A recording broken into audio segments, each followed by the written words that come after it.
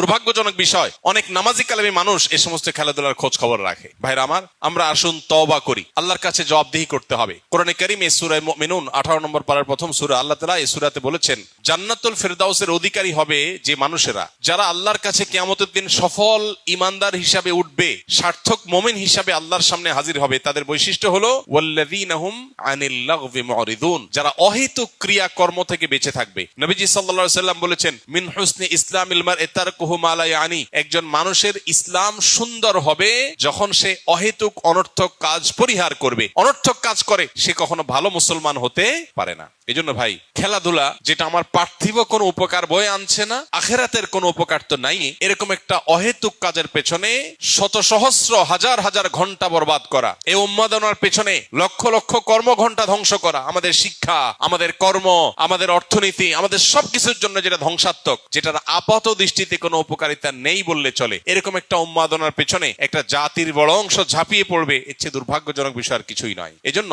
এটা থেকে ফেরাবার জন্য সেরকম সত্যিকারের দেশপ্রেমিক, সত্যিকারের উম্মাহ প্রেমিক, সত্যিকারের দেশে মানুষের কল্যাণ চায়, এরকম মানুষ আমাদের সমাজে খুব বেশি নেই। আল্লাহ তাআলা সেই মানুষগুলোকে তাদের কাজটা করার তৌফিক দান করুন। আমরা ইনশাআল্লাহ এই সমস্ত উন্মাদনা, এই সমস্ত পাগলামো, এগুলো থেকে বেঁচে থাকার চেষ্টা করবো। আল্লাহ আমাদের সবাইকে তৌফিক দান করুন।